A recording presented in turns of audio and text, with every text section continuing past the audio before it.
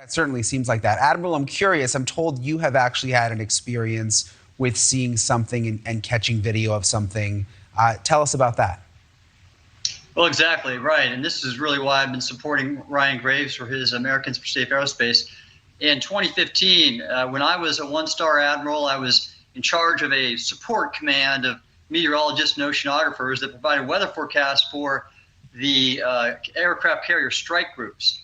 And the now famous GoFAST video from a Navy F-18 off the Theodore Roosevelt, USS Theodore Roosevelt, I saw that and received that video on the Navy's secret network.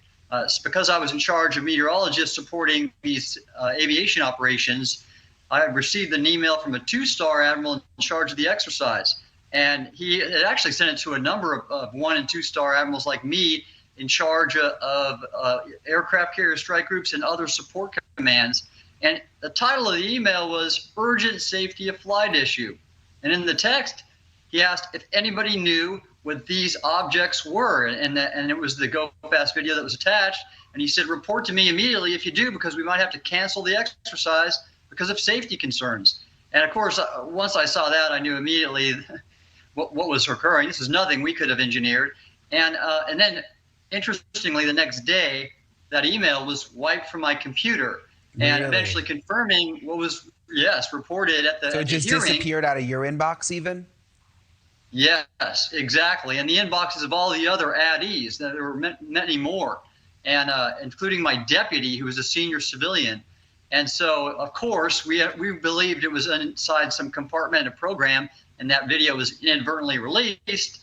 And now that's all come out at the hearing. Interesting. What were you thinking when you first opened that email? Like, were you thinking, God, I don't think this is meant for me? Or were you just surprised by the video? Well, I thought two things, Brian. First of all, a previous job of mine was the superintendent of the U.S. Naval Observatory, and that is the command in the Navy that's responsible for cataloging star positions and their brightnesses used for satellite navigation. But I had a team of astrophysicists and astronomers, and I learned from them how large the universe is.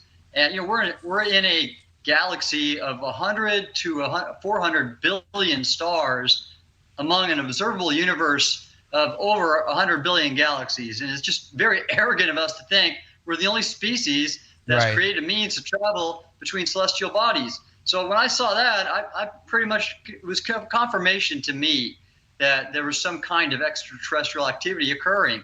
And again, that's all coming out right now. Yeah, it's interesting what we've learned over the last couple of weeks. Ben Hansen and Admiral Tim Gallaudet, thank you both so much for coming on tonight. We really